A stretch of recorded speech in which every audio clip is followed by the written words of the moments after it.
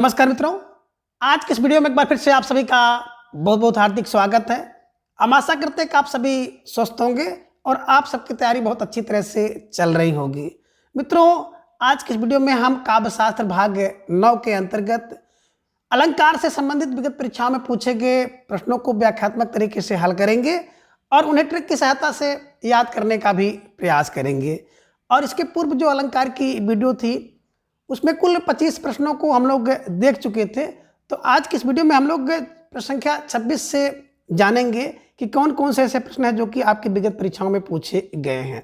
तो जैसा कि स्क्रीन पर आप देख पा रहे हैं, प्रश्न संख्या 26 है कि दृघ अरुझत टूटत कुडुम जुरत चतुरचित प्रीति परत गांठ दुर्जन ही दई नई यह रीति में कौन सा अलंकार है। कहने का आशय ये जो पंक्ति आप देख पा रहे हैं, इस पंक्ति में कौन सा अलंकार है। दृघ अरुझत टूटत कुटुम जुरत चतुरचित प्रीति परत गांठ दुर्जन ही दई नई यह रीति।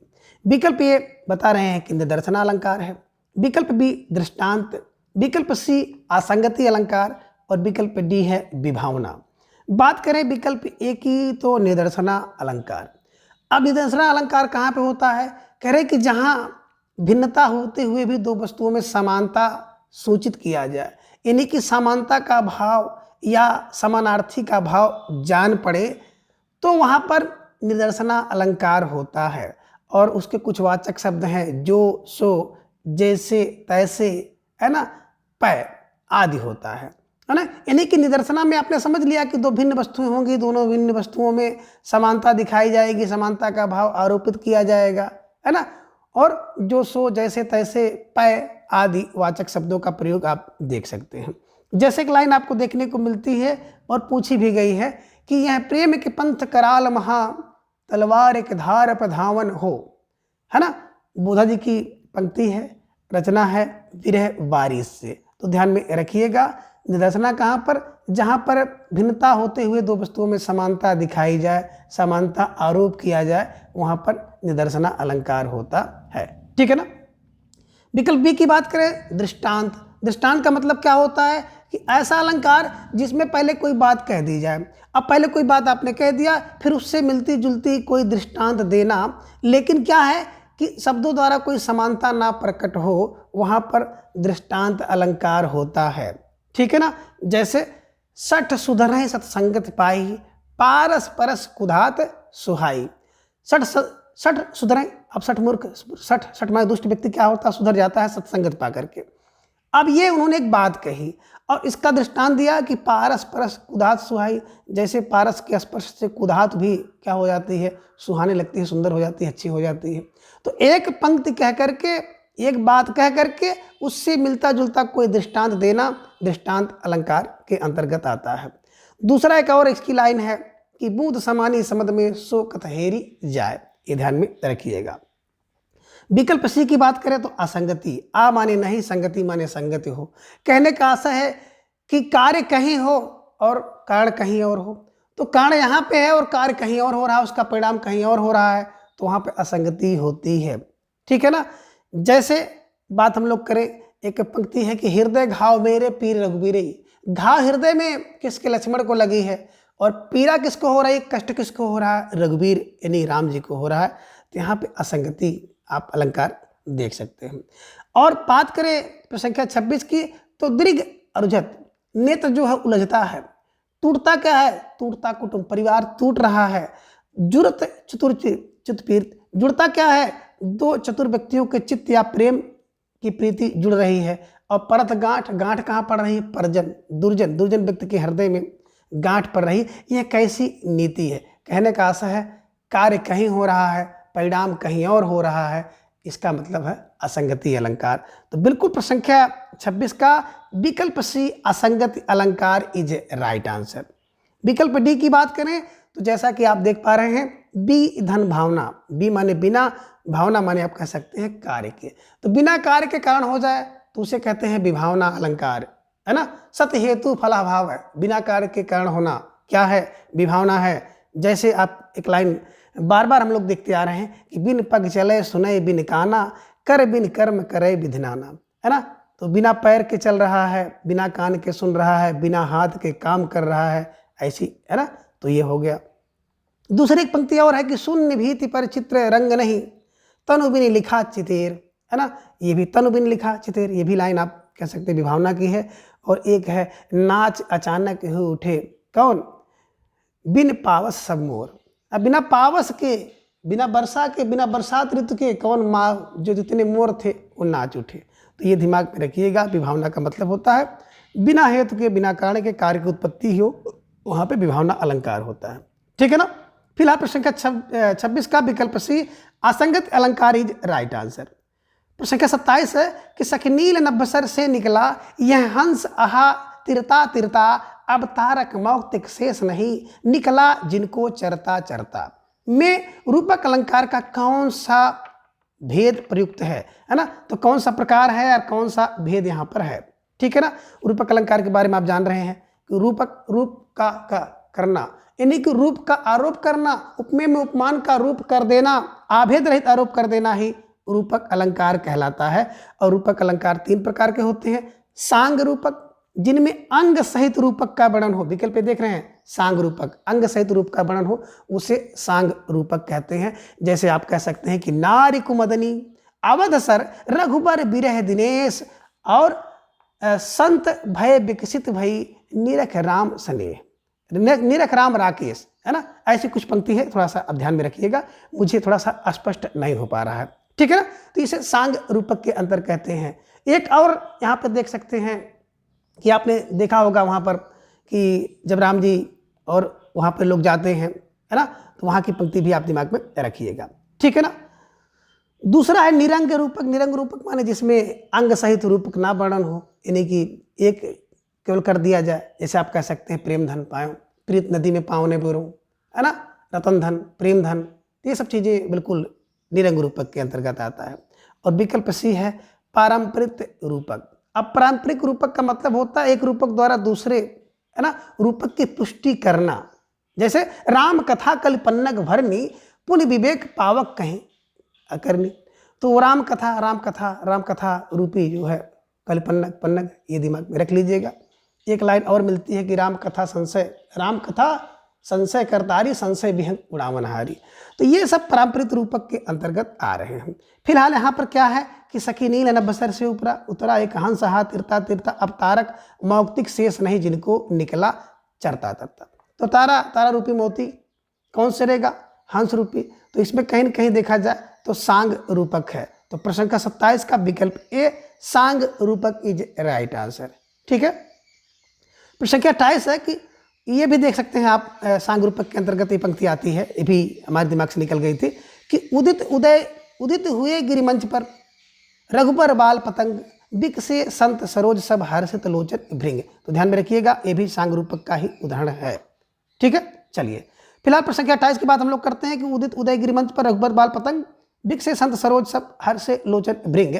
इस उपयुक्त में कौन सा अलंकार है। बिल्कुल सही है, विकल्प ए है उपमा, विकल्प बी रूपक, विकल्प सी अद्भुत, और विकल्प डी है रौद्र रस। तो यहाँ पे देखिए अद्भुत और रौद्र ये 2 रस हैं। ठीक है ना। उपमा की बात करें तो उपधन माँ, उप माने होता है समीप, माँ माने मापना, है ना। उपमेय को क्या करिए, उपमान के समीप रख दीजिए और उसके समीप रख करके मापना, तुलना करना, समानता करना, बराबरी दिखाना आदि उपमा कहलाता है। यानी कि एक वस्तु को दूसरी वस्तु के पास रख करके उसकी तुलना करना, समानता दिखाना, है ना, आदि उपमा के अंतर्गत आता है। और इसके कुछ वाचक शब्द हैं सा, सी, सम, यू, सरिस, जिम, है ना, ये सब दिमाग में रख लीजिएगा। तो ये इसमें उपमा होता है। विकल्प बी की बात करें तो रूपक अलंकार, अभी आपने देखा है रूपक रूप धन का रूप का करना, है ना, उपमेय में उपमान का आभेद रहित रूप का आरोप कर दिया जाता है, तो उसमें रूपक अलंकार होते हैं। रूपक अलंकार के 3 भेद आपने देखा, सांग रूपक, निरंग रूपक और पारंपरिक रूपक। तो उदित उदय गिरिमंच पर रघुबर बाल पतंग, उसमें कौन सा रूपक है, तो बिल्कुल रूपक अलंकार है। और रूपक का सांग रूपक है, इसे भी आप ध्यान में रखिएगा। ठीक है ना। और 2 विकल्प सी की बात करें तो अद्भुत एक रस में होता है ना, इसका जो स्थायी भाव होता है विस्मय, रौद्र भी एक रस है जिसका स्थायी भाव होता है क्रोध। तो ये भी ध्यान में रखिएगा। ठीक है ना। तो प्रश्न संख्या 28 का आपने देख लिया, विकल्प बी रूपक इज राइट आंसर। प्रश्न संख्या 29 है कि दीर्घ उजरत टूटत कुटुम जुरत चतुर चितप्रीत परत गांठ दुर्जन ही दई नई यह रीति। अब प्रयुक्त दोहे में कह रहे हैं कि अलंकार है। दोहा किसका है? बिहारी जी का है। इसे ध्यान में आप रखिएगा। आप कह रहे हैं कि इसमें कौन सा अलंकार है? विकल्प ये बता रहे हैं कि विषम अलंकार, विकल्प बी असंगति अलंकार, विकल्प सी व्यतिरेक अलंकार, या फिर विकल्प डी है निदर्शना अलंकार। तो बिल्कुल एकदम आप स्वतंत्र होकर के इसको भी आप देखे हैं कि जब विषम अलंकार की बात करें तो विषम अलंकार भाई हमारी समझ से तो कोई ऐसा अलंकार नहीं है, बल्कि विषम एक छंद होता है, ठीक है ना, विषम मात्रिक और विषम वर्णिक। असंगत की बात करें, आ माने नहीं संगति हो, यानी कारण कहीं हो कार्य कहीं हो, है ना, तो उसे कहते हैं असंगति अलंकार। और हम लोग भी पढ़ के इसके पूर्व में हमने लोगों ने देखा था कि हृदय घाव मेरे पीर रघुवीर रही, कि हृदय है ना घाव मेरे पीर रघुवीर रही, तो चोट किसको लगी है? लक्ष्मण जी को। पीड़ा कहाँ हो रही, किसको कष्ट हो रहा है? राम जी को हो रहा, रघुवीर जी को हो रहा, असंगति है। तो यहाँ भी आपने देखा कि इंद्री गुजर रहा है और परिवार टूट रहे हैं, जुड़ कौन रहा है? प्रीति जुड़ रही है, गांठ किस में पड़ रही है? दुर्जन के हिये में। तो कहीं न कहीं कार्य कहीं हो रहा, कारण कहीं हो रहा है।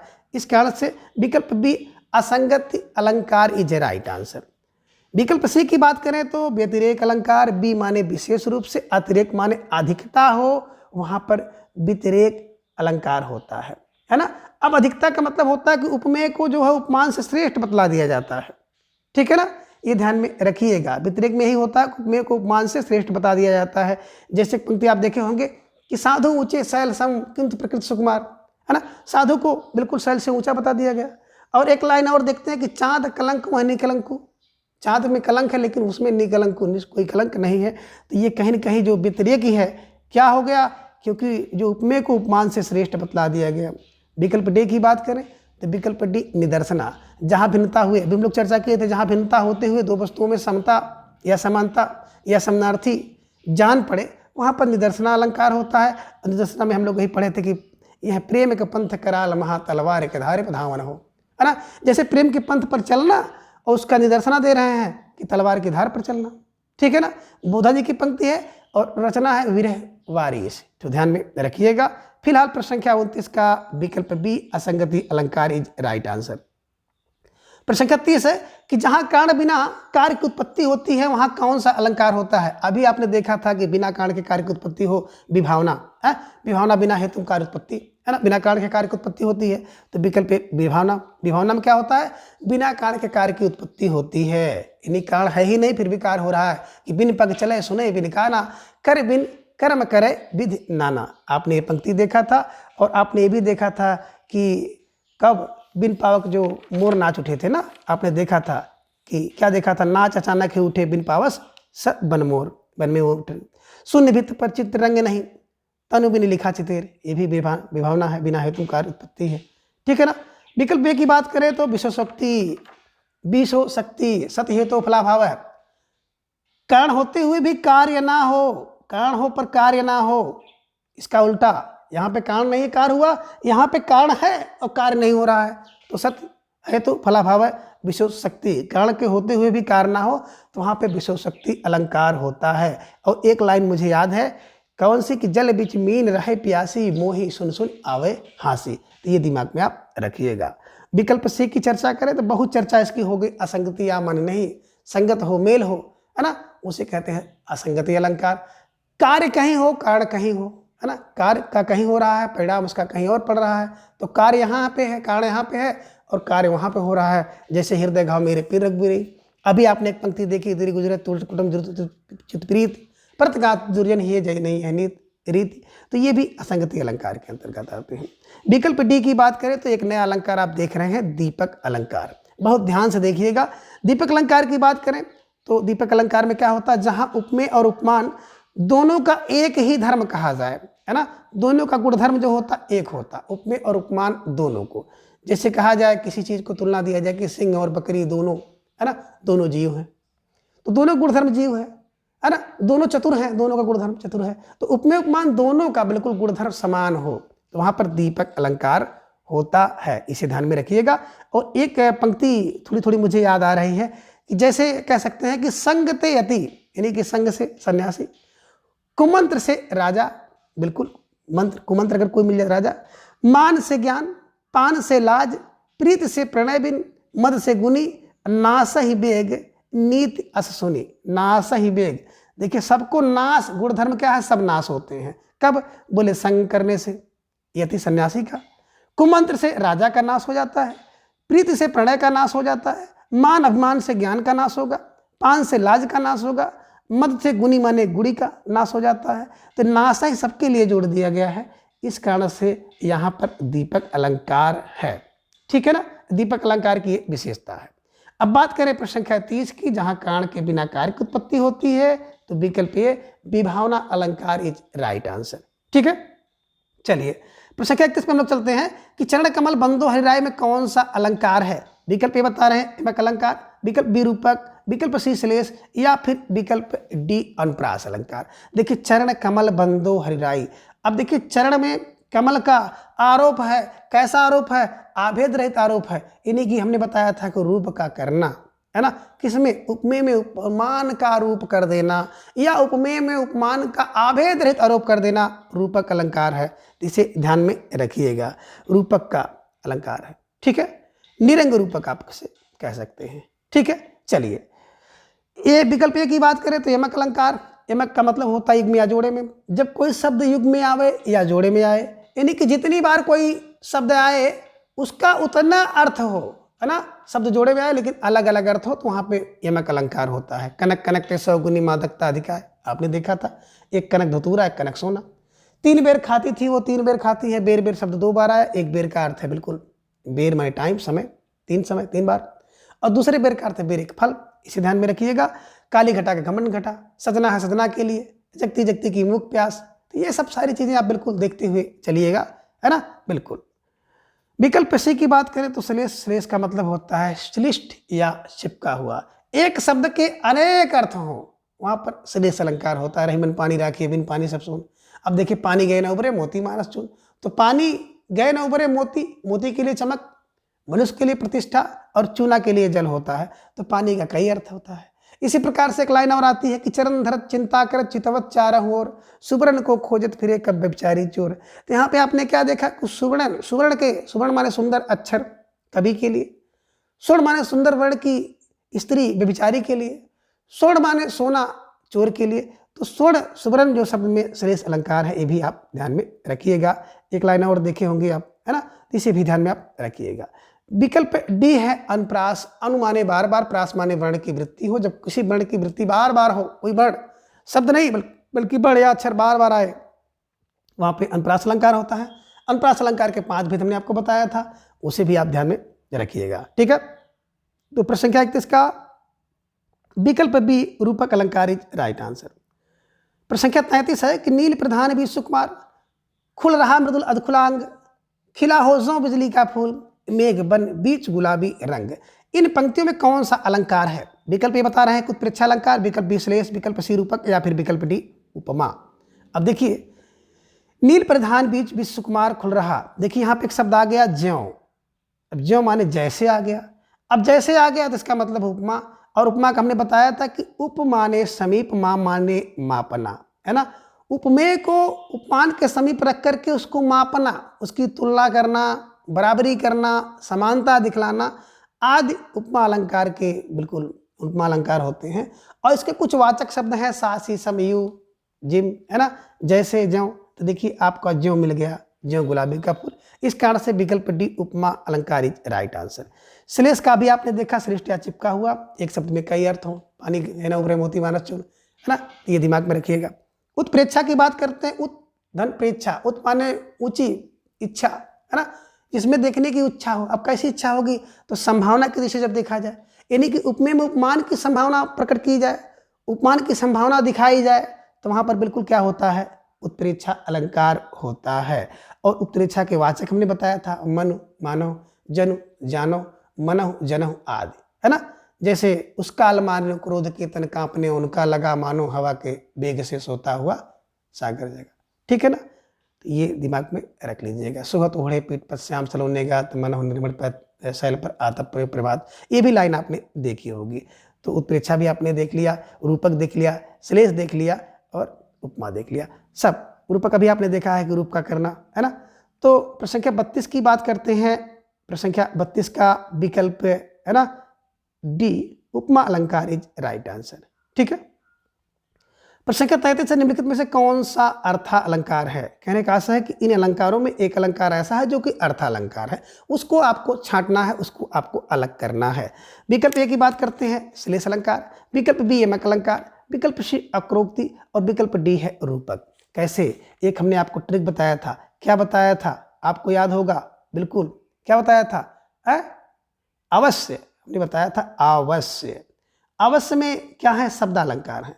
आ फार अनुप्रास अलंकार, वा फार वक्रोक्ति, सा फार श्लेष और या फार यमक। कहने का आशय है कि अनुप्रास, यमक, श्लेष ये 3 शब्दालंकार हैं। वक्रोक्ति की बात करते हैं तो वक्रोक्ति भी शब्दालंकार में आता है, हालांकि दंडी जी ने इसको अर्थालंकार माना है और कुछ विद्वान वक्रोक्ति अलंकार को उभय अलंकार मानते, दोनों में कि शब्द अर्था दोनों में चलता है। फिलहाल इस प्रश्न के हिसाब से अगर देखा जाए तो बिल्कुल श्लेष भी शब्दा है, यमक भी शब्दा है और वक्रोक्ति भी है। अवश्य अवश्य आप ट्रिक बनाइएगा, ठीक है ना। लेकिन रूपक की बात करते हैं तो रूपक अर्था अलंकार है। तो प्रश्न संख्या 33 का विकल्प डी रूपक अलंकार इज राइट आंसर। श्लेष में चिपका हुआ अर्थ, यमक में युग्म या जोड़े में आता है, वक्रोक्ति में वक्र धन उक्ति टेढ़ा कथन कहा जाए। वक्रोक्ति के 2 भेद होते हैं, एक होता है काक वक्रोक्ति और दूसरा होता है सभंग श्लेष वक्रोक्ति। काक माने कहे हुए कथन का जब कोई टेढ़ा उक्त उल्टा अर्थ ले लेता है। जैसे एक बार आते हैं कौन, श्री कृष्ण जी गेट खटखटाते हैं और बोलते हैं, है ना, कहते हैं तो अंदर से आवाज आती है राधा की, को हो तुम? बोलते हैं घूम घनश्याम, हाओ घनश्याम। तो कहती हैं घनश्याम का अर्थ बादल से लेती है तो बरसों कट जाए। ये ध्यान में रखिएगा। और श्लेष वाली बात है, एक कबूतर देख हाथ में पूछा अपर कहाँ है? उसने कहा अपर यह कैसे उड़ गया सपर है। तो इनके कहने का मतलब है कि एक कबूतर तुम्हारे हाथ में, दूसरा कहाँ पर है कबूतर? उन्होंने उसका अर्थ ले लिया आ पर, आ माने नहीं है, पर माने पंख जिसको, और उसको छोड़ दिया, कहा कि सपर है, पंख सहित है, उड़ गया। ठीक है ना। तो ये बिल्कुल आपका वक्रोक्ति के ध्यान में रख सकते हैं। ठीक है। तो प्रश्न संख्या 33 का बिल्कुल सही आपने समझा, विकल्प डी रूपक अलंकार इज राइट आंसर। प्रश्न संख्या 34 है कि बिन पग चले सुने बिन काना, इनमें कौन सा अलंकार है ना। बिन पग चले सुने बिन काना, कर बिन कर्म करे विधिनाना, अन्न रहित सकल रस भोगी, बिन बागड़ी वक्ता बड़ जोगी। पूरी पंक्ति आपने देखी है ना। विकल्प ये बता रहे हैं असंगति अलंकार, विकल्प बी श्लेष, विकल्प सी रूपक और विकल्प डी है वक्रोक्ति। असंगत में क्या होता है? आ माने नहीं, संगत माने संगति होती है, माने मेल होता है।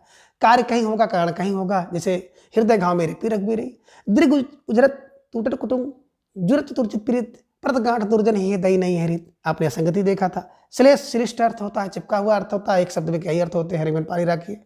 चंद चिंता करत वाला आपने देखा था, ठीक है ना, ये ध्यान में रखिएगा। रूपक की बात करें तो रूपक में होता है रूप का करना, उपमेय में उपमान का अभिध रहित आरोप कर दिया जाता है, उसमें रूपक अलंकार होता है।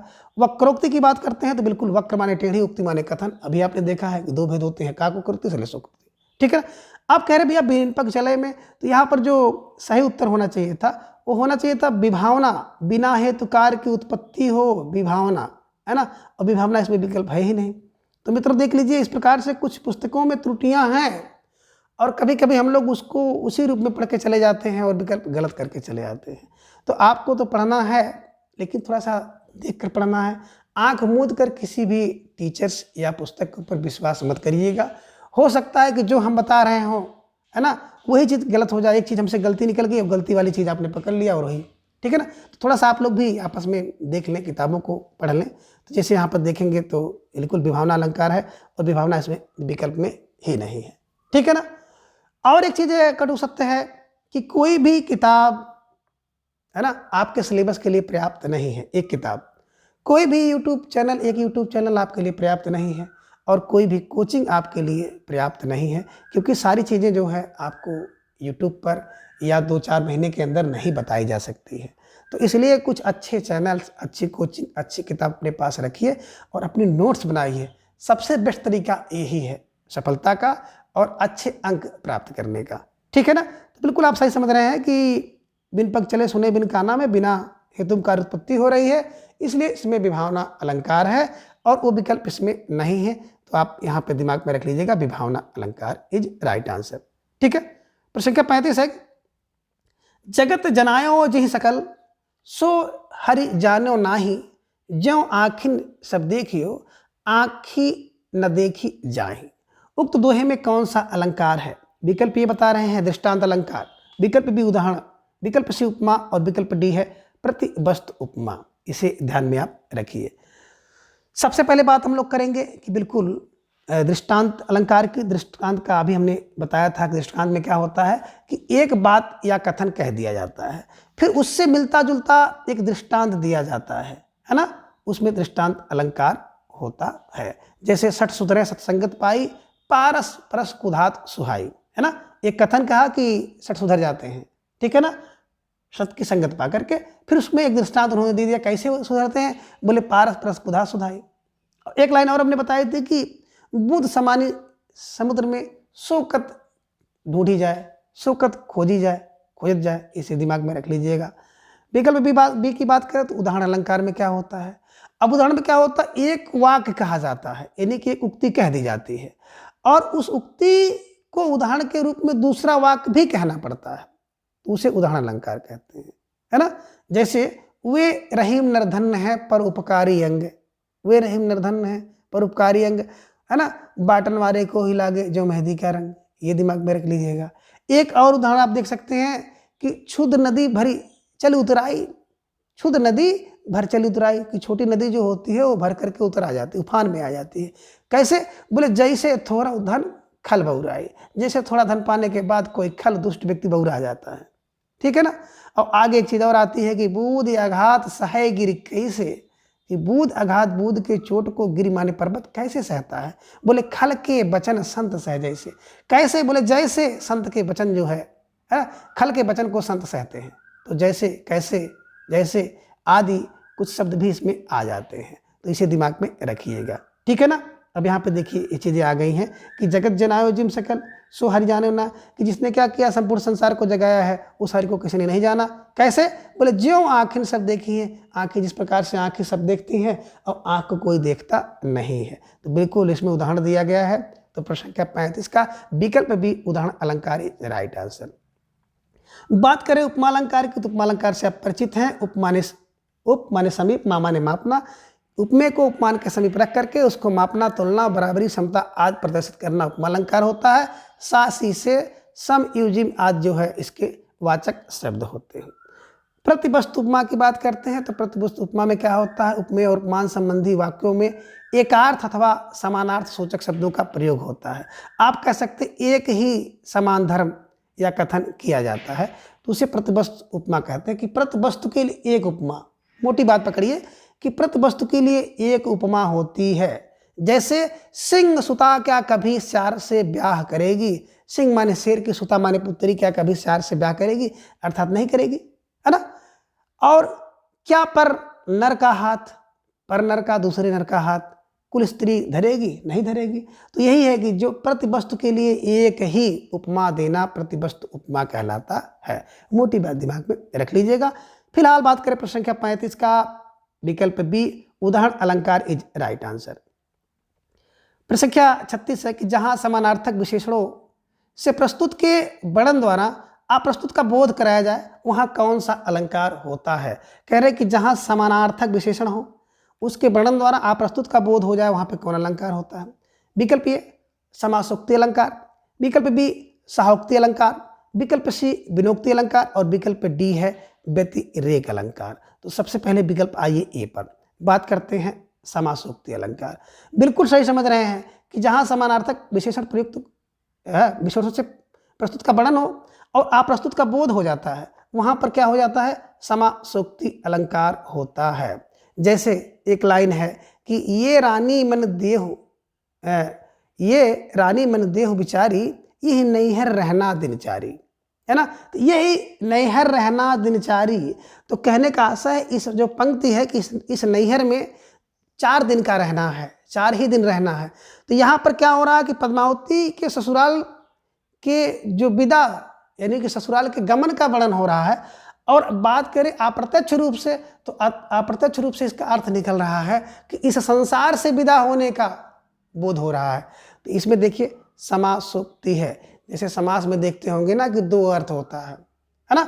उसी प्रकार से जब किसी अलंकार में क्या हो जाए कि प्रत्यक्ष के साथ साथ अप्रत्यक्ष का भी अर्थ निकले तो वहाँ पर समासोक्ति अलंकार होता है ना।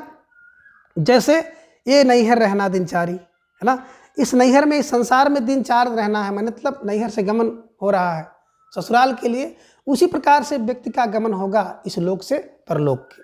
तो यहाँ पे बिल्कुल आप समझ रहे हैं समासोक्ति अलंकार। विकल्प भी है सहोक्ति अलंकार, सह माने साथ में उक्ति संबंधी आ जाए। तो इस अलंकार में क्या होता है, जहाँ पर संग या सह आदिवाचक पदों से बातों को, है ना, शोभित किया जाए अथवा अशोभित किया जाए, है ना, तो उसमें सह लग जाता है और साथ लग जाता है। जैसे जस प्रताप वीरता बड़ाई, नाग घिनाव संग सिधाई, संग देखिए यहाँ पे संग सिधाई, तो बस सहोक्ति मतलब है संग या साथ, है ना, किसी पंक्ति में संग या साथ शब्द आ जाए, उससे उसका शोभा बढ़े अथवा उसका अशोभा हो, तो वहाँ पर सहोक्ति अलंकार है। बिनोक्ति की बात करें, विकल्प सी बिनोक्ति अलंकार, तो यानी कि बिना उक्ति, ऐसा शब्द, ऐसा अलंकार जिसमें क्या हो, बिना शब्द का प्रयोग हो, वहाँ पर बिनोक्ति अलंकार होती है। जैसे जिये बिन देह नदी बिन बारू, तैसे नाथ पुरुष बिन नारू, तो इसे बिनोक्ति अलंकार कहते हैं। एक और लाइन आती है कि बिना पुत्र सूना सदन, गत गुण सूनी देह, वित्त बिना सब सून है, प्रीतम बिना स्नेह, तो बिनोक्ति में बिना शब्द आता है, सहोक्ति में स या संग शब्द आता है, इसे ध्यान में रखिएगा। और विकल्प डी पे चलते हैं हम लोग, व्यतिरेक अलंकार। अब भी माने होता विशेष रूप से, अतिरेक, अतिरेक माने आधिक्य हो, किसका आधिक्य हो, तो बता रहे हैं कि बिल्कुल आप कह सकते हैं कि जब विशेष रूप से आधिक्य हो, अतिरेक हो, किसका अतिरेक हो, तो आपने कह दिया कि उपमेय को उपमान से अधिक श्रेष्ठ बताया जाए, तो वहां पर व्यतिरेक अलंकार होता है, ठीक है ना। और उसके साथ ही उसका कारण भी बताया जाता है, तो वहां पर व्यतिरेक अलंकार होता है, इसे ध्यान में रखिएगा, है ना। उपमेय को उपमान से श्रेष्ठ बताया गया, उसका कारण भी बताया जाए, वही व्यतिरेक अलंकार है। जैसे एक पंक्ति आप देखते हैं कि साधु ऊंचे शैल सम किंतु प्रकृति सुकुमार, ठीक है ना। दूसरा है कि सी मुख समता किम करे चांद बापुरो रंग, तो ये भी आप ध्यान में रखिएगा। फिलहाल यहाँ पर बात करते हैं, है ना, तो प्रश्न संख्या 36 का विकल्प ये समासोक्ति अलंकार इज राइट आंसर, क्योंकि यहाँ पर एक अर्थ तो मिल जा रहा है प्रत्यक्ष, और इसके साथ अप्रस्तुत अर्थ का जब बोध हो जाता है तो समासोक्ति अलंकार इज राइट आंसर। प्रश्न संख्या 37 है कि नील प्रधान भी सुकुमार, खिला मृदुल अधखुला अंग, खिला हो जय बिजली का फूल, है ना, मेघ बन बीच गुलाबी रंग, फिर वही लाइन घुमा फिरा करके आ गई, ठीक है ना। अब देखिए विकल्प ए की बात करते हैं, तो विकल्प एक उपमा अलंकार, विकल्प बी उत्प्रेक्षा अलंकार, विकल्प सी रूपक अलंकार, और विकल्प डी है दृष्टांत अलंकार, ठीक है ना। बात करें उपमा, उपमा में क्या होता है, उप माने समीप, मा माने रखकर मापना तोलना, जो है उपमा अलंकार के अंतर्गत आता है। उत्प्रेक्षा में मनमानो जनजानो आदि आता है, इसके वाचक शब्द होते हैं, है ना, इसे ध्यान में रखिएगा। विकल्प सी की बात करते हैं, रूपक में रूप का करना होता है, इसे ध्यान में आप रखिएगा। और विकल्प डी है दृष्टांत अलंकार, तो ये ध्यान में आपको रखना होगा कि नील प्रधान बीज खिला हो, जो माने जैसे, है ना, गुलाबी रंग, है ना। तो यहाँ पे अगर देखा जाए ज्यों शब्द आया है ना, तो उपमेय उपमान की संभावना कर ली गई है, इस कारण से यहाँ पे उपमा अलंकार होता है, इसे ध्यान में रखिए। सॉरी, उत्प्रेक्षा अलंकार हो रहा है, तो प्रश्न संख्या 37 का विकल्प बी उत्प्रेक्षा अलंकार इज राइट आंसर, ठीक है ना। और अभी इसके पहले हम लोग शायद किसी प्रश्न में चर्चा किए थे, तो शायद हमने इसको उपमा अलंकार हम लोग देखे थे, है ना, या तो इसका विकल्प ना रहा हो, कुछ ऐसा था, इसे ध्यान में रखिएगा। तो ज्यों ज्यों शब्द का देखा जाए ना, तो ज्यों माने संभावना की जा रही, जिस ज्यों माने जिस प्रकार से, है ना, तो देखिए दिमाग में रखिएगा कि उपमा उत्प्रेक्षा दोनों होंगे, तो आप उत्प्रेक्षा पे जाइएगा, ठीक है ना। तो प्रश्न संख्या 37 का विकल्प भी उत्प्रेक्षा अलंकार इज राइट आंसर, ठीक है। प्रश्न संख्या 38 है कि निम्नलिखित में से अर्थालंकार कौन है। फिर देखिए वही प्रश्न घुमा फिरा करके आ गया कि इसमें अर्थालंकार कौन है, और हमने एक आपको ट्रिक बताया है अवश्य। अवश्य देख लीजिए कि अवश्य केवल शब्दालंकार है, इसके अलावा जितने भी शेष बच जाते हैं वो सब अर्थालंकार के अंतर्गत आते हैं। आ फार अनुप्रास, वा फार अक्रोक्ति, सा फार श्लेष, या फार यमक, ठीक है ना। तो अनुप्रास, यमक, श्लेष और अक्रोक्ति ये शब्दालंकार हैं, बाकी इनके अलावा जो भी अलंकार हैं वो श्लेष अलंकार हैं, वो अर्थालंकार हैं। तो यहाँ पर आप देख रहे हैं, है ना, पूछ रहे हैं कि अर्थालंकार कौन है, तो दिमाग में रखिएगा अनुप्रास, यमक, वक्रोक्ति शब्दालंकार है। विकल्प ए प्रतिवस्तु उपमा जो है एक आप कह सकते हैं शब्दालंकार है। ठीक है ना। तो शब्द में अनुप्रास, यमक, वक्रोक्ति, श्लेष। ठीक है ना। तो प्रश्न संख्या 38 का विकल्प ए प्रतिवस्तु उपमा इज राइट आंसर। प्रश्न संख्या 39 है कि तंत्री नाद कवित रस सरस राग रतिरंग अन डूबे बूढ़े तिरे जे बूढ़े सब अंग, इस दोहे में कौन सा अलंकार है। अब विकल्प ए की बात करें तो उपमा अलंकार, विकल्प बी विरोधाभास, विकल्प सी दृष्टांत या फिर विकल्प डी रूपक अलंकार। तो बिल्कुल आप सही समझ रहे हैं। उपमा की बात किया जाए तो उपमा ने समीप, मा माने मापना या तोलना, है ना। उपमेय को उपमान के समीप रख करके उसको तोलना मापना जो है उपमा बिल्कुल कहलाता है। विरोधाभास में क्या होता है, विरोध ना होने पर भी जो विरोध का आभास कराए, विरोध प्रकट करे, तो वहाँ पे विरोधाभास होता है। दृष्टांत की बात अभी आपने देखी है।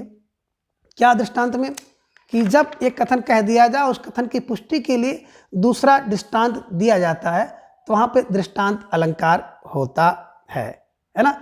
इसे भी आपने देखा था। दृष्टांत में क्या देखा था कि सठसुधरे सत्संगत पाई पारस कुदात सुहाई बूझ समाधि समझ में शौकत हेरी जाए, आपने देखा। रूपक में भी आपने देखा रूप धन का, है ना, रूप का करना, है ना। उपमेय में उपमान का आभेद रहित आरोप करना रूपक अलंकार होता है। यहाँ पर क्या है कि आपने देखा कि जो है ना अन डूबे डूबे जे डूबे सब अंग, तो बिल्कुल यहाँ पर विरोध ना होते हुए भी विरोध का आभास हो रहा है। तो प्रश्न संख्या 39 का विकल्प डी विरोधाभास इज सॉरी विकल्प बी विरोधाभास इज राइट आंसर, है ना। एक बार फिर देख लीजिए क्या है, विरोधाभास। ठीक है, इसे ध्यान में रखिएगा, है ना। क्योंकि क्या हो रहा है कि या एक और है कि या अनुरागी चित्त की गत समझे नहीं कोई, जो जो डूबे श्याम रंग त्यों तो उज्जवल हुआ, कि ज्यों ज्यों श्याम रंग में डूब रहा है त्यों तो उज्जवल हो रहा है। बिल्कुल, तो ये ध्यान में रखिएगा कि प्रश्न संख्या 39 का विकल्प बी विरोधाभास इज राइट आंसर। प्रश्न संख्या 40 है कि इन कथनों के साथ उनके अलंकारों को सुमेलित कीजिए। विकल्प यह है कि वह आदमी नहीं हैवान है, वह आदमी नहीं हैवान है।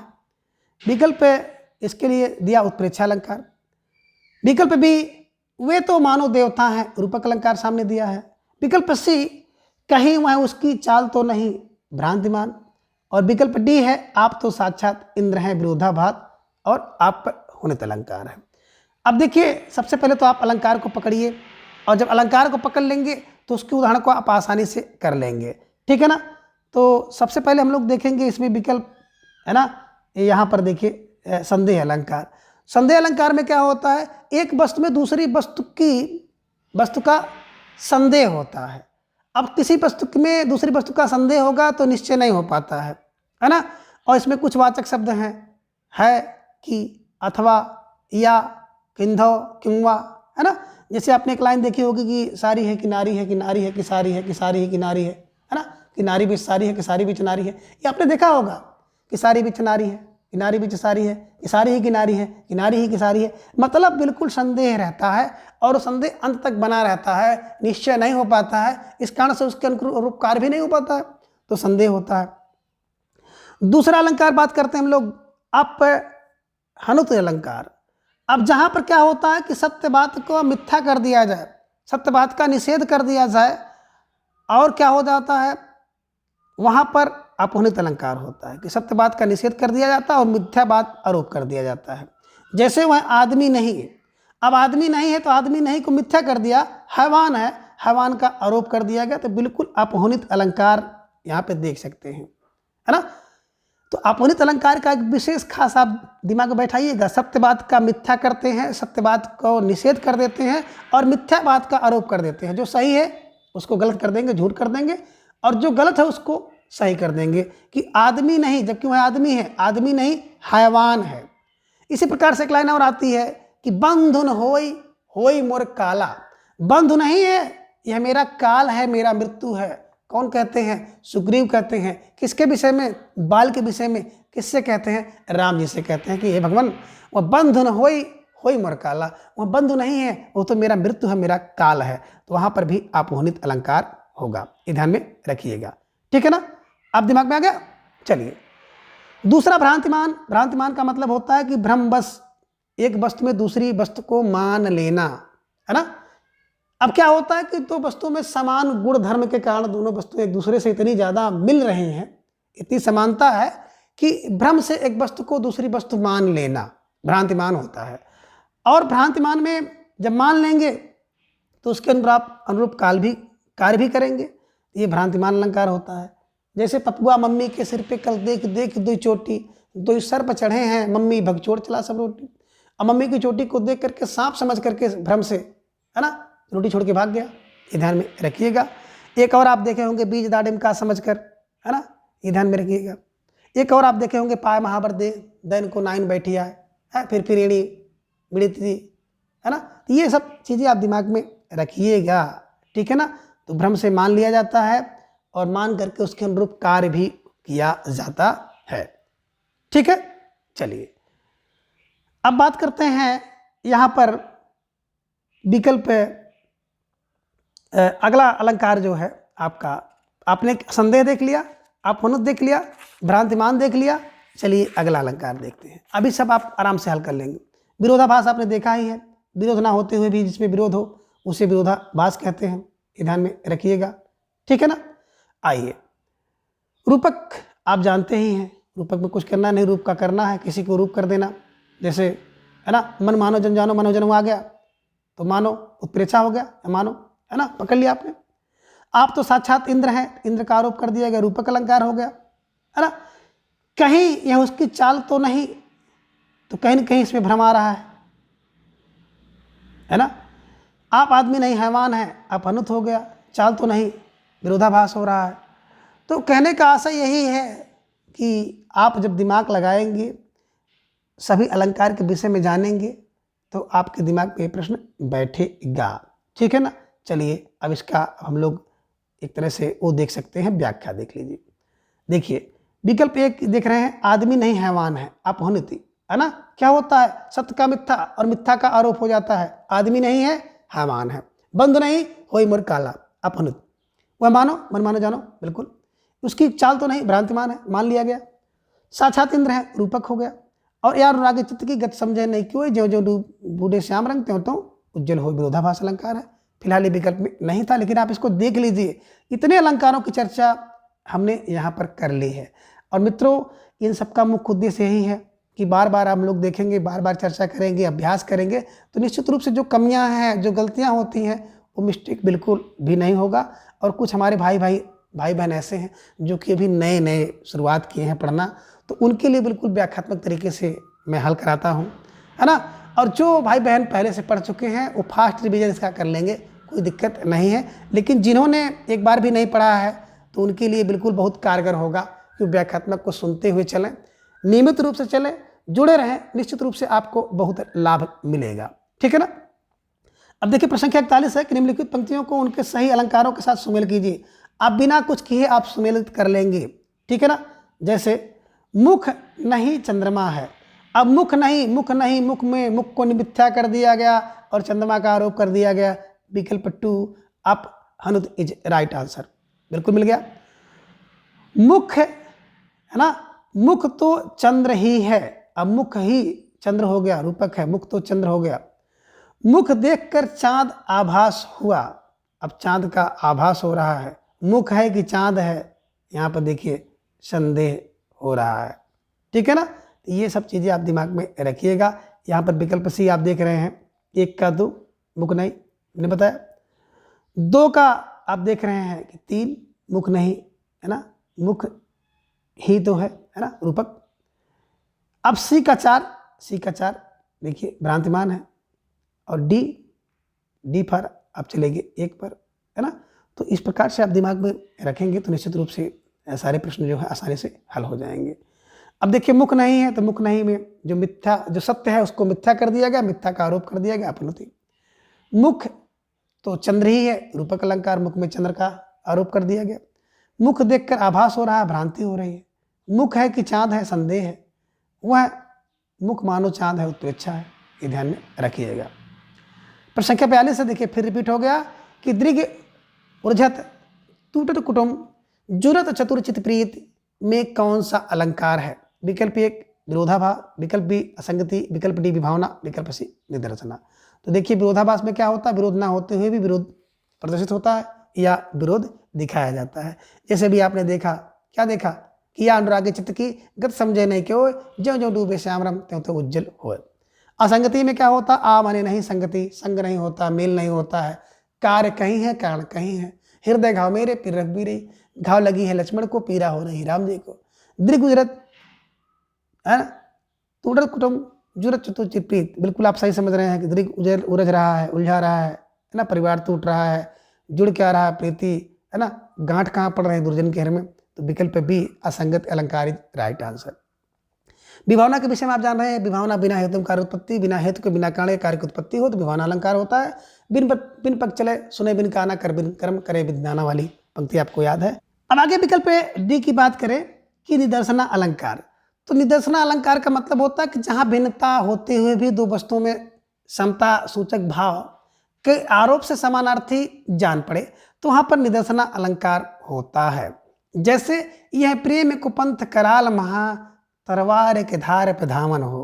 बोधा की पंक्ति है, विरह वारिस से ली गई है, तो इसे भी ध्यान में रखिएगा। इसमें जो सो जैसे ऐसे जैसे प आदि शब्द इसके वाचक होते हैं। तो फिलहाल आपने सही समझा कि प्रश्न संख्या 42 का विकल्प बी असंगति अलंकार इज राइट आंसर।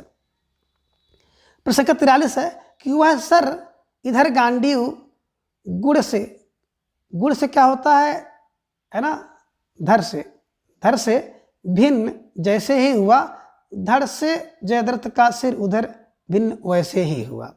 ठीक है ना। तो ये अलंकार अगर बात किया जाए तो बिल्कुल सबसे पहली चीज तो इसमें आप देखिएगा अतिशयोक्ति अलंकार है कि इधर बाण का छूटना उधर सर का अलग होना, है ना कहीं अतिशयोक्ति है। अतिशयोक्ति का मतलब होता है अतिशय धन उक्ति। अतिशय माने अधिक, किसी बात को अधिक बढ़ा चढ़ा कर कहा जाए। ठीक है ना। जैसे आपने पढ़ा होगा कि कौन सा, पानी परात को हाथ छुओ नहीं, नैनन के जल सो पग धोए, कि पानी जो परात में रखा हुआ पानी उसको हाथ से उन्होंने छुआ ही नहीं और आंसुओं के जल से उन्होंने उनके पैर को धो दिया था। तो बिल्कुल ये अतिशयोक्ति है कि 2-4 बूंद पानी गिरा होगा, इतना पानी नहीं गिरा होगा कि बिल्कुल जो है ना उनके पैर धुल गए हों। एक और लाइन है कि तुम तो ठहरे परदेसी हैं, साथ क्या निभाओगे, आंसुओं की बारिश से तुम भी भीग जाओगे। तो आंसुओं की बारिश में 2-4 बूंद आंसू के गिरेगी कि मतलब हाँ थोड़ा बहुत गीला होगा, है ना। तो ये सब बिल्कुल क्या है, अतिशयोक्ति अलंकार है। तो यहाँ पर भी अतिशयोक्ति अलंकार है। अब अतिशयोक्ति में बात करें तो अति क्रमातिशयोक्ति है, आक्रमाति अतिशयोक्ति, आक्रम जिसका कर्म नहीं हो। ठीक है ना। तो विकल्प सी इज राइट आंसर। प्रश्न संख्या 44 है, जब उपमेय में उपमान की संभावना प्रकट की जाए तब वहां पे अलंकार होता है। विकल्प ए उपमा, विकल्प बी रूपक, विकल्प सी दीपक और विकल्प डी है उत्प्रेक्षा। अब बिल्कुल आपको अलंकार के विषय में परिपक्वता आ गई होगी। उपमा में क्या है, उपमा ने समीप मापना तोलना, उपमा अलंकार सासी समीप। रूपक में रूपधन का रूप का करना, उपमेय में उपमान का आरोप कर देना, आभेदरित आरोप कर देना उपमा होता है। दीपक में क्या होता है कि दीपक में बिल्कुल उपमेय में उपमान, उपमेय और उपमान दोनों का एक ही गुणधर्म बताना दीपक अलंकार होता है ना। ये ध्यान में रखिएगा। जैसे सिंह और हिरन दोनों चतुर है ना, सिंह भी चतुर है हिरन भी चतुर है। आपको एक पंक्ति बताई गई थी यति वाली, है ना, राजा वाली, सबका क्या है, सबका, है ना, सबकी हानि होती है। ठीक है, इसे ध्यान में रखिएगा। ठीक है, चलिए प्रश्न संख्या डी है, उत्प्रेक्षा मन मानो जनजानो मनोजनो आदि, इसे ध्यान में आप रखिएगा। तो बिल्कुल आपने सही समझा। प्रश्न संख्या 44 का उपमेय उपमान की संभावना जब होती है तो बिल्कुल वहां पर विकल्प डी उत्प्रेक्षा अलंकार इज राइट आंसर। प्रश्न संख्या 45 है कि तरणी के संग तरल तरंग में तरणी डूबी थी हमारी ताल में प्रयुक्त अलंकार है। तो देखिए यहाँ पे बात करते हैं तरणी और तरणी 2 बार आया है ना। अब कोई शब्द जो 2 बार आ जाए, युग्म में आ जाए, जोड़े में आ जाए तो आधी संभावना तो आपको बन गई कि यमक की। ठीक है ना। विकल्प कह रहे हैं श्लेष, तो श्लेष में क्या होता है, श्रेष्ठ, श्रेष्ठ में चपका हुआ अर्थ, एक शब्द में कई अर्थ होता है। विकल्प भी यमक युग्म जोड़े में आते हैं, दोनों का अलग अलग अर्थ होता है। विकल्प से रूपक माने रूप का करना, रूप का आरोप करना, रूपक अलंकार। उत्प्रेक्षा में क्या होता है, मन मानो जनजानो संभावना प्रकट की जाती है। तो बिल्कुल आपने सही समझा कि 2 शब्द, एक तरणी और दूसरा तरणी है, ध्यान में रखिएगा। एक तरणी का अर्थ यहाँ पे सूर्य है और दूसरी तरणी का अर्थ यहाँ पे नाव है, इसे ध्यान में रखिएगा। ठीक है ना। तो फिलहाल आपने बहुत सही उत्तर दिया कि प्रश्न संख्या 45 का विकल्प बी यमक अलंकार इज राइट आंसर। प्रश्न संख्या 46 है कि बिन पग चले सुने बिन काना कर बिन कर्म करे विधिनाना में कौन सा अलंकार है? बिन पग सुने, विकल्प ए विभावना, विकल्प बी विशेषोक्ति, विकल्प सी असंगति, विकल्प डी दृष्टांत। तो बिल्कुल सही समझ रहे हैं कि बिन पग चले सुने बिन काना, बिना पैर के चलना, बिना कान के सुनना, बिना हर के ना बिनो तो विभावना, बिना हेतु कार्य उत्पत्ति, बिना हेतु के कार्य की उत्पत्ति हो जाए तो वहाँ पर बिल्कुल क्या है? विभावना अलंकार है। विशेषोक्ति की बात करें, विशेषोक्ति में होता है सत्य हेतु फलाभाव है, कारण हो फिर कार्य ना हो, वहां पर विशेषोक्ति अलंकार होता है कि कारण के होते हुए भी कार्य ना हो। जल बिच मीन रहे प्यासी, मोही सुन सुन आवे हासी। विकल्प सी असंगति, आ माने नहीं, संगति माने मेल हो, कारण का कार्य से कोई मेल ही ना हो, कार्य कहीं हो कारण कहीं हो, असंगति अलंकार। जैसे हृदय घाव मेरे पीर रघुबीरई, और दीर्घ उजरत टूटत कुटुम जरूरत चितपीरित प्रतिगांठ दुर्जन हियो दई नहीं हरित। ये दिमाग में रखिएगा, ठीक है ना। तो ये होगा। और दृष्टांत का अभी आपने देखा है कि पहले एक कथन कह दिया जाता है, फिर उस कथन की पुष्टि के लिए क्या होता है? कोई एक दृष्टांत जो है दिया जाता है, तो वहाँ पे दृष्टांत अलंकार होता है। इसे आप ध्यान में रखिएगा। जैसे आपने देखा है कि छठ सूत्र संगत पाई, पारस प्रतुधा सुहाई, अबूझ समानी समुद्र में एक शोकत हेरी जाए, ठीक है। तो प्रश्न संख्या 46 का आपने बिल्कुल सही समझा। विकल्प ए विभावना अलंकार इज राइट आंसर। प्रश्न संख्या 47 है कि माँ के सुचुपकारों का जीवन में अंत नहीं है, निस्वार्थ साधना पथ पर माँ जैसा संत नहीं है। उपयुक्त का पंक्तियों में मुख्य रूप से कौन सा अलंकार लक्षित होता है? विकल्प ए विभावना, विकल्प बी विशेषोक्ति, विकल्प सी प्रतीप और विकल्प डी अनन्यो, ठीक है ना। अब विकल्प ए की बात करें, विभावना बिना हेतु के कार्य उत्पत्ति, विभावना बिना कारण के, बिन पग चले सुने बिन काना कर बिन कर्म करे। विशेषोक्ति की बात करें, सत्य हेतु फलाभावक, कारण हो फिर कारण ना हो, जैसे जल बीच मीन रहे प्यासी, भी हम लोग चर्चा किए, मुँह सुन सुन आवे हंसी। प्रतीप का मतलब होता है उल्टा, विपरीत या विरोध में, है ना। इन्हीं की उपमेय को उपमान से श्रेष्ठ कर देना, ठीक है ना। क्या होता है? प्रतीप अलंकार होता है। इसे ध्यान में रखिएगा कि क्या होता है? उपमेय को उपमान से श्रेष्ठ कर दिया जाता है। जैसे सी मुख समता किम करे चाँद बापुरो रंग, और उसी तपस्वी से लंबे से दो चार देवदार, है ना। उसी तपस्वी से लंबे से देवदार दो चार, तपस्वी से लंबे देवदार की तुलना कर दी गई है। ये दिमाग में रख लीजिएगा, है ना। प्रतीप माने बिल्कुल, है ना, उल्टा, विपरीत, है ना। उपमेय को उपमान से श्रेष्ठ मानना, प्रतीप। विकल्प सी इज राइट आंसर। अनन्यो, ना अन्य माने ना कोई दूसरा हो, उपमेय ही उपमान हो जाए, उपमान ही उपमेय हो जाए।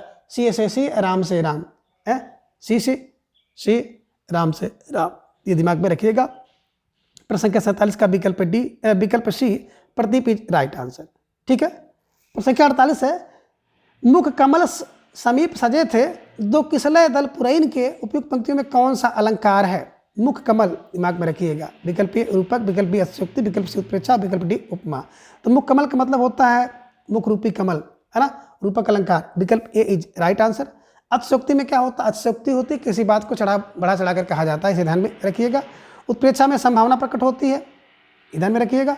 और उपमा में, उप माने समीप, मा माने मापना, किसी उपमेय को उपमान के समीप रख करके उसके मापना, तोलना, समता, समता, समानता, बराबरी आदि प्रदर्शित करना। सासी सम आदि इसके वाचक हैं। 49 की बात करते हैं। प्रश्न संख्या 49 कि चरण कमल बंदो हरिराई में कौन सा अलंकार है? विकल्प ए उपमा, विकल्प बी उत्प्रेक्षा, विकल्प सी रूपक और विकल्प डी है श्लेष। तो चरण कमल देखिए, चरण कमल, चरण को कमल के समान बताएगा। विकल्प सी रूपक इज राइट आंसर। उपमा में क्या होता है? समानता, तुलना, बराबरी दर्शित की जाती है। उत्प्रेक्षा में संभावना की जाती है। श्लेष में एक शब्द में कई अर्थ चिपके होते हैं। और प्रश्न संख्या 50 है कि निम्न पंक्तियों में कौन सा अलंकार है? नाक का मोती अधर की क्रांत से, बीज दाडिम का समझकर भ्रांत से, देख कर सहसा हुआ सुख मौन है, सोचता अन्य सुख कौन है। देखिए मित्रों, बात करें, है ना, विकल्प संदेह। तो संदेह में क्या होता है?